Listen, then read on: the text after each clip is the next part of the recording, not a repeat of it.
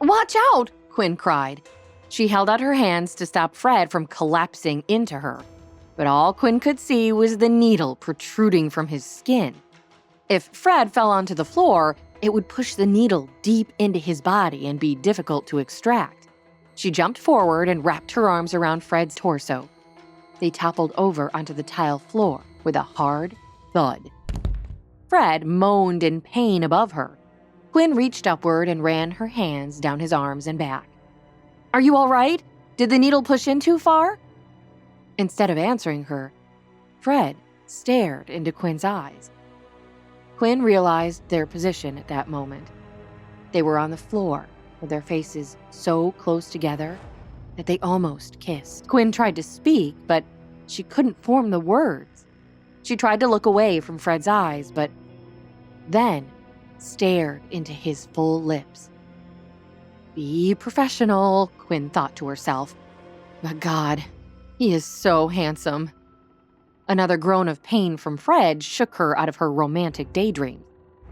Sit up, Fred. I need to check and see how deep the needle went in. Fred didn't answer. He was locked in Quinn's concerned gaze. He couldn't look away from her eyes either.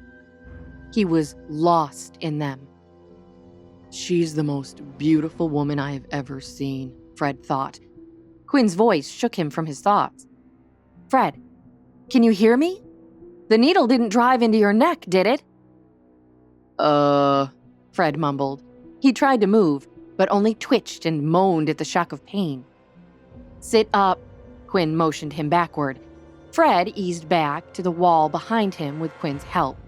She looked down at the needle protruding out of his skin. Quinn crouched down behind him and placed a kind hand on his arm. The needle was at an odd angle, and Quinn knew from almost a decade of medical experience that taking the needle out was not going to be a fun process. This may hurt a little, Quinn told Fred. Fred put a hand on the tile floor to brace himself. He made eye contact with Quinn and nodded. Go ahead. I trust you. Quinn's heart fluttered inside her chest. She hadn't expected Fred to say that to her. She felt her face warm up at his confession. She took a deep breath and focused on the needle dripping blood from Fred's skin. She motioned the acupuncturist over, who had been taken aback by the developments. She held Fred's hand once more as the acupuncturist agreed to remove the one needle. On 3, okay? On 3, Fred agreed. 1, 2, 3, Quinn counted.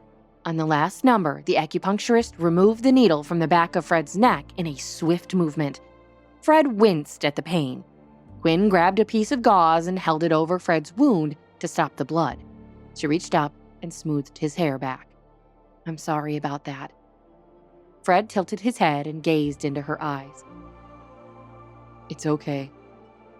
The acupuncturist quickly packed his things and headed toward the door, which opened to let Parker, Fred's best friend, and brother to his estranged wife, enter into the executive suite. Oh, apologies. Am I interrupting? Parker asked. Lance, Fred's assistant, rushed in after him. Sir, I told Parker that you were in the middle of an important appointment. Oh, Parker said, realizing that he had interrupted something and suddenly felt awkward. Lance turned to Fred. I'm so sorry for the intrusion, sir. Quinn stood up swiftly. Fred pushed himself up off the ground and reached for his shirt. The acupuncturist scurried away after such an odd appointment. It's fine, Lance. Fred waved his assistant off. Lance hurried away with a flushed face. Quinn was just leaving after my usual checkup. Fred fibbed. Parker looked over at Quinn. Personal doctor on call. What a life you have, Fred Smith. I guess being CEO of RexCorp has its perks. Fred forced a smile. Sometimes. Let's go to that lunch meeting now. Quinn waved to both men and exited the room. Her face was just as flushed as Lance's. Outside the RexCorp building, Quinn leaned against a lamppost and tried to catch her breath. That almost kiss with Fred had left her heart pounding, and her face flushed. She tilted her head back and took a deep breath of New York air. Focus, Quinn whispered to herself. She had major plans today. Now that she knew the name of the person who had stolen her firstborn triplet, Mrs. Cheryl Sinclair, Quinn was going to find the woman. Hi, Quinn here, and if you're wondering what happens next, click on the link in the description to listen to the full audio series. You can also watch the next episode here in the playlist.